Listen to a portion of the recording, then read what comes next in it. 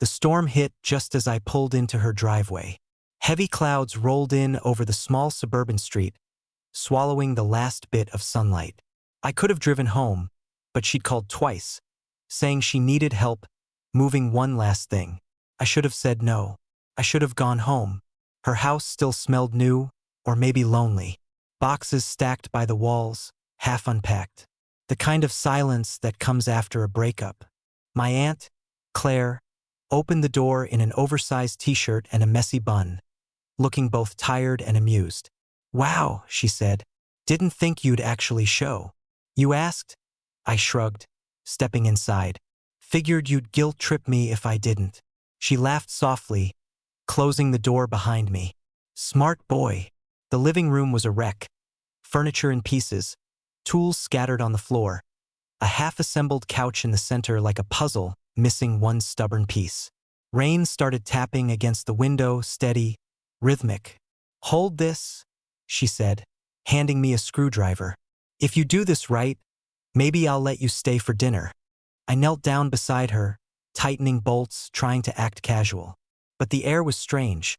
Too quiet, too warm. Her shirt slipped off one shoulder when she leaned forward. I pretended not to notice. Then she bent over the couch, reaching for a missing screw that had rolled under. For a moment, everything stopped. The rain, the tools, even my breath. She turned her head, caught me looking. "You gonna help?" she said slowly. "Or just watch?" The words hit harder than they should have. I forced a laugh. Sorry, I was just..." Her eyes lingered a beat too long. Then she straightened, dusting her hands. "Relax, kid. It's fine. Just don't tell your dad I make you work this hard." That was the rule. It sounded light, almost teasing, but her tone had weight. "Don't tell." It hung in the air like a secret. We worked in silence after that, side by side. The air between us wasn't awkward, not exactly, just charged. Once, our hands brushed when we both reached for the same screw. She didn't pull away right away. When the couch finally stood upright, I stepped back. "Looks good," I said. Claire smiled faintly, wiping her hands on a rag. "You make a decent assistant." Her phone buzzed on the table. She looked at it, frowned, then flipped it face down. I caught the name before the screen went dark. Mark, her ex. "You okay?" I asked. She forced a smile. "Yeah, just tired of people checking if I'm doing fine." Outside, thunder cracked close. I walked to the window. The rain was coming down hard now, sheets of water splashing over the porch. "You should probably head out before it gets worse," she said, but her voice lacked conviction. I nodded, picked up my jacket. The thunder roared again, louder. The wind howled through the gaps in the windows. "Actually," she said, glancing outside, "maybe don't. Roads flood fast here." "I'll be fine," I insisted, half lying. She crossed her arms, looking at me, then at the lightning slicing the sky. "Be smart for once. You can crash here. Couch folds out." I hesitated. "I don't want to." She cut me off. "It's fine. You'll just help me finish unpacking tomorrow." My phone buzzed in my pocket, Dad. I stepped aside and answered quietly. "Yeah, I'm still here, helping Aunt Claire with some stuff." "How long you planning to stay?" his voice asked. "Just a few more minutes," I lied. Lightning flashed again, illuminating the room. Claire stood near the couch, hair damp from the humidity, watching me. I turned my back to her, lowering my voice. "I'll head out soon," I said. But when I hung up, she was still watching. "Lying to your dad now?" she asked softly. I didn't answer. The lights flickered once, then went out. Darkness swallowed the room. For a second, I could only hear rain and her quiet breathing. She laughed under her breath. "Well, guess you're definitely not leaving now." She walked toward the kitchen to grab candles, her silhouette framed by faint lightning through the window. "Go lock the front door," she called. "Storm's nasty. I don't like when things blow open." When I reached the door, the wind pushed against it hard. I shoved it closed and turned the lock. The sound clicked loud in the silence. From the kitchen, her voice came softer now. Looks like you're stuck here for the night. I turned around slowly. In the dim light, she stood there holding 2 candles, one in each hand, the flames trembling with the wind that still hissed through the cracks. And for the first time since I'd arrived, I wasn't sure who looked more nervous, her or me. The living room looked different by candlelight.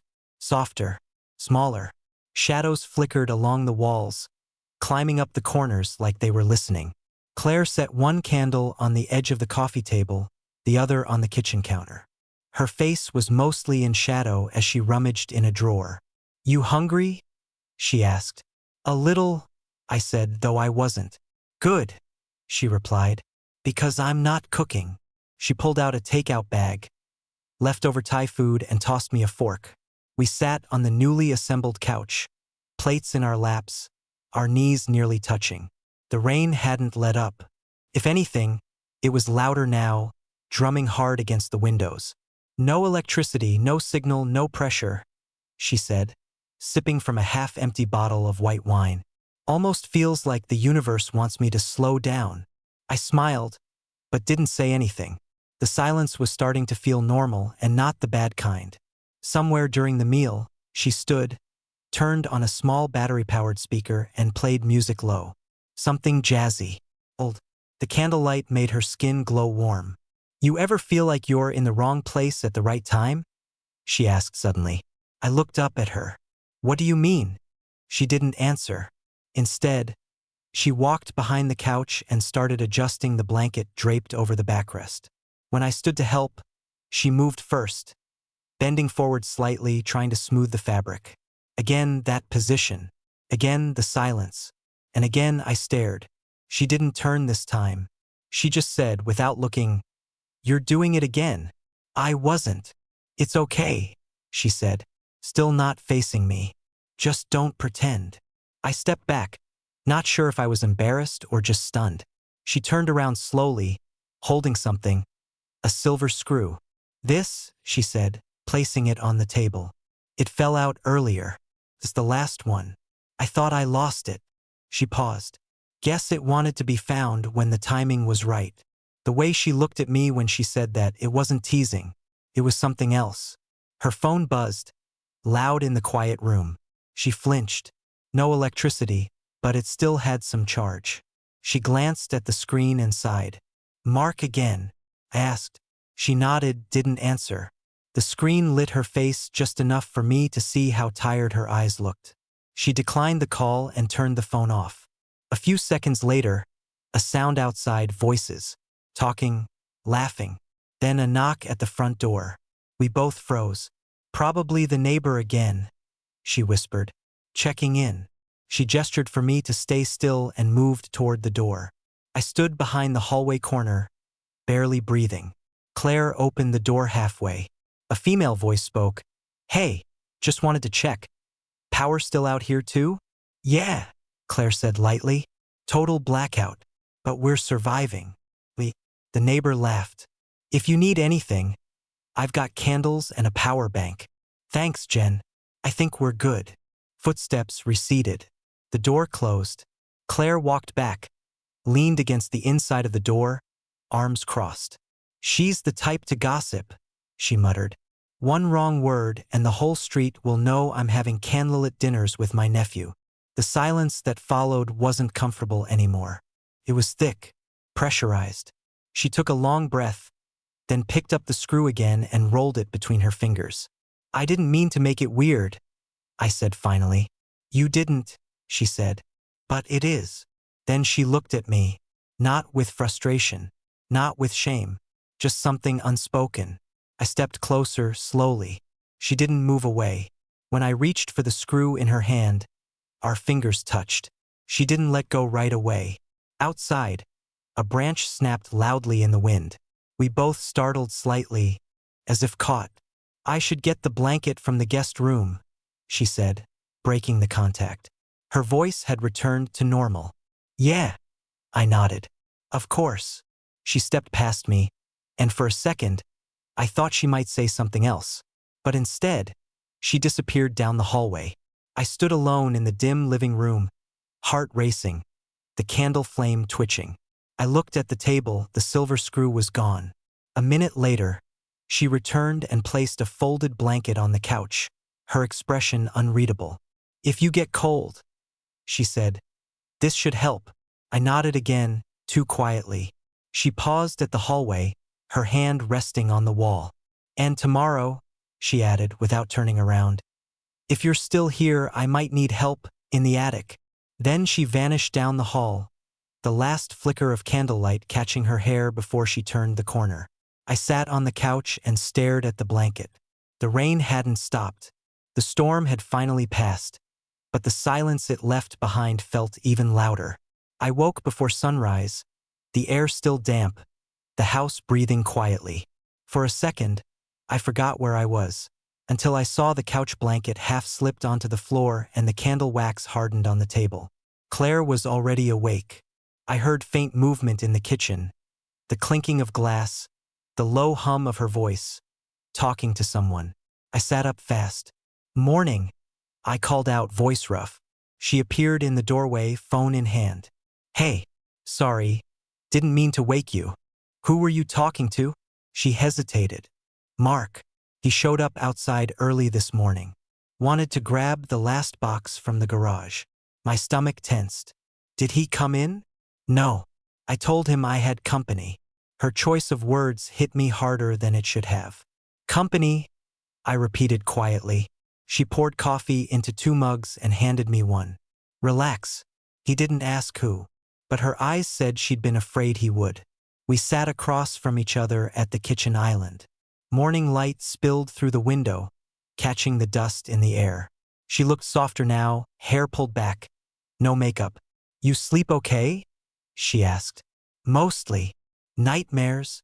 Something like that," I said, smiling faintly. For a while, we just drank in silence. Then she reached into her pocket and placed something on the table, the silver screw. "You left this," she said. I stared at it. "You kept it." "Of course. I told you it was the last one. But the couch doesn't need it." She looked up slowly. "Doesn't it?" The air between us thickened again. There was no teasing in her tone this time, only weight. The screw had changed meaning. It wasn't a missing piece anymore. It was what connected us to the moment we shouldn't talk about. Then, a knock on the front door. Sharp, fast, unexpected. Claire froze. He wouldn't come back this soon. Another knock. I glanced through the window. A silhouette stood outside. "Mail." She grabbed my wrist. "Don't move." The figure knocked again, louder this time. Her voice trembled now. "If that's him and he sees you here." I stood up. "I can go out the back." "No," she hissed. "He'll see the car." The doorknob rattled. Then a familiar voice. "Hey, it's your brother." "My dad." Claire's face went pale. I whispered, "What do we do?" "Hide," she said instantly. "Pantry. Go." I slipped inside, heart racing. The narrow space smelled like coffee and soap. Through the thin crack of the door, I saw her open the front door, forcing a smile. "Hey," she said brightly. My dad's voice came muffled. "Heard the storm got bad. Thought I'd check on you. Everything's fine. Is he here?" She paused too long. "He left last night." The lie hung there, thick as the humidity. My phone buzzed in my pocket. A text from my father. "You with Claire." The vibration sounded deafening in the tiny pantry. I pressed the phone to my chest, praying he wouldn't hear. From the kitchen, I heard her laugh nervously. "You want coffee?" They talked for what felt like hours, small talk about work, the neighborhood, the roof leak. I barely breathed. Finally, I heard the front door close. Her footsteps returned, slower, heavier. "You can come out," she said quietly. When I did, she was leaning against the counter, eyes closed, hand pressed to her forehead. "I'm sorry," I said. "It's not your fault. He suspects something." She opened her eyes. "Let him. He always suspects something." Then she stepped closer, close enough that I could smell her perfume. Faint, clean, like rain. "I shouldn't have asked you to stay," she said. "But you did. And you didn't leave." Neither of us moved. Then she reached out, brushed her fingers against my hand. It wasn't accidental this time. I keep thinking about last night, she whispered. How quiet it was. How easy it felt to have someone here. Claire, don't say my name like that. How? Like it means something. Her hand lingered, then pulled back slowly. You should go. Before he comes again. I hesitated. Do you want me to? Her eyes met mine, and for the first time there wasn't confusion, just honesty. No. That one word cracked everything open. I reached for the screw on the table. Then tell me when. She smiled faintly. Tomorrow. After work. The attic. The attic. I told you I needed help up there. She looked away, hiding a half smile. Bring a flashlight. The knock from earlier still echoed in my chest. The risk still real. But she had just given me something else. A choice. As I turned to leave, she stopped me with a whisper. You'll come? Yeah, I said. Even if I shouldn't. She nodded once, her hand brushing mine as she took the screw back, curling her fingers around it like a promise. When I stepped outside, the air smelled of wet asphalt and pine. The sky was clear now, bright and innocent, as if nothing had happened. But in my pocket, I found something I hadn't noticed before. A folded note. Her handwriting small and careful. If you change your mind, the attic window will be open. I didn't go home that day. I told my dad I had classwork to finish, then muted his calls. When he messaged again, you with Claire? I left it on read. I told myself it was temporary, that I'd explain later, that I was doing the right thing. But every choice felt heavier now. The next afternoon, I parked a block away from her house. My hands trembled on the wheel. I stared at her place from the rearview mirror, shutters still half open, one window reflecting the sun like a quiet eye watching me. I didn't knock. I went around the side, just like the note had said. The attic window was cracked open. Claire was waiting inside. Not dramatic, not smiling, just sitting on the old carpeted floor with a box of dusty books beside her and a single desk lamp plugged into a backup battery. You came, she said softly. I told you I would. We didn't touch. Not at first. The attic was warm, filled with that soft, dry smell of insulation and forgotten things. I used to hide up here, she said. When I was younger. When things got loud downstairs. Loud how? She looked at the ceiling, as if the words were written there. My mom would yell. My dad would drink. It always ended the same. Doors slamming. Someone sleeping in the car. I sat beside her, careful not to close the distance too quickly. When I married Mark, she continued, I thought I was escaping all that, but I just found a different kind of quiet. She pulled a photo out of the box, her and Mark much younger. They looked like strangers. He didn't hit me, didn't scream. He just stopped seeing me. Her voice cracked on the last word.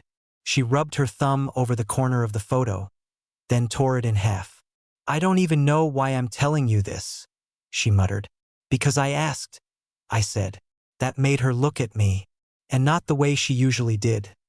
Not guarded, not flirtatious, just exposed. I didn't plan any of this, she whispered. Not with you, not like this. I know, but you didn't leave. No. Why? I didn't answer right away. My phone buzzed again, Dad. Third call in an hour. I turned the screen face down and held the power button. Claire watched me do it. You didn't have to. I wanted to. We sat there, surrounded by boxes and dust and one old couch pillow that didn't match anything. The silence stretched. Not empty, but tense, full of choices neither of us knew how to make. Then footsteps. Downstairs. Claire stood instantly. Her eyes went wide. That's not you. No, I whispered. We moved quickly. She grabbed the lamp, clicked it off. The attic dropped into dim gray shadow. The only light was the sun slipping between the roof slats. A man's voice below. Claire? You home? It was Mark. She mouthed, don't move. The creak of his steps echoed up through the house. We held our breath. I saw your car outside, he called. Thought we could talk. Claire didn't answer. I could hear her heartbeat from where I stood. Or maybe it was mine. He wandered. Cupboard doors opened, then closed. Footsteps toward the stairs. Claire moved toward the attic door and braced her hand against it, gently holding it shut. "Claire," he called again, closer. "You ignoring me now?" I saw her lips part like she might speak. But she didn't. She just pressed her forehead to the doorframe. Then, finally, after a long pause, his steps retreated. The front door slammed. We waited a full minute before either of us moved. She turned around slowly, face pale. "I told him I didn't want contact," she said. "He doesn't listen. You think he saw my car?" "I don't know," she whispered. "I don't care." Then she crossed the attic floor and stopped just in front of me. "I'm tired of hiding from people who don't even see me." This time, when she reached for my hand, I didn't hesitate. And this time, the touch didn't feel forbidden. It felt necessary. She stepped closer, not to kiss me, not yet, but to rest her forehead against mine. A quiet surrender. "I can't explain this," she murmured, "but I don't want it to end in silence." Neither did I. We stood like that for a long moment, just breathing. Then she pulled back and said, "Tomorrow, after sunset, if you still want to come back, I'll leave the back door unlocked. Someone could see. They already do. But you'll still leave it open?" She nodded. "Yes." When I finally left, the sky had turned golden, the air still heavy from earlier. I walked back to my car slowly, every footstep feeling louder than it should. I didn't turn my phone back on. I didn't check messages. I didn't even look back. But I knew I would return. Because some doors don't close once they've been opened. She left the back door unlocked, just like she promised. It creaked softly as I stepped in, the house dim and silent. No lights, no music. Only the sound of my footsteps on the kitchen tile. I almost expected her not to be there, like the whole week had been a dream slowly cracking at the edges. But then I saw it. The silver screw placed perfectly in the center of the table. Waiting. A quiet signal. She appeared a second later from the hallway, barefoot, sweater draped off one shoulder, holding a glass of water like she'd just woken up from a long nap. "You came," she said. "I didn't even hesitate," I answered. Claire nodded like she already knew. She motioned toward the living room, and I followed. The couch, that couch, looked different now. No longer something we'd built together. It looked lived in, claimed. She sat first. I didn't sit next to her. I sat closer. No small talk. No stalling. "I kept thinking," she said softly, "maybe this would feel wrong if I waited long enough. And does it?" Her eyes found mine. "No." We didn't kiss. Not right away. The air between us was already too full. It happened when I reached for her hand, and she let me. That one touch changed everything. She leaned in, and that silence, the one that used to hang heavy between us, shattered in an instant. We didn't speak for a while after, just stayed on the couch, her head against my shoulder, the faint ticking of the kitchen clock the only sound in the world. Eventually, she whispered, "What happens now?" "We don't pretend anymore," I said. "You really want that?" I turned to her. "Don't you?" She didn't answer with words. She only reached out and took the silver screw from the table, placing it gently in my palm. "This doesn't mean we're safe," she said. "I'm not looking for safe," I said. "I'm looking for real." 2 weeks later, it became a routine. Every Thursday after sunset, I'd park 2 blocks away and walk to the back door. The porch light would be off, but the attic window would always be cracked open. Her silent signal that the world outside didn't exist for a few hours. We didn't text. We didn't call. It was better that way, cleaner, sharper. Some days we didn't even speak much. She'd put on records, we'd sit on the floor, eat Chinese takeout, and listen to the storm of everything we weren't saying. But one night, she surprised me. She handed me a small box, unwrapped, no note. Inside was a folded piece of paper. On it, "You never finished helping me." Beneath it, the silver screw. The world hadn't stopped watching. I knew people noticed. I saw the glance her neighbor gave me once. I heard my dad mention casually, "Claire's been different lately." You hear from her, but I never confirmed anything, and Claire never asked me to, because we both knew the risk wasn't in what we did, it was in being seen wanting it. And we were done hiding, the attic window glowing faintly from within. A small light, quiet, undeniable,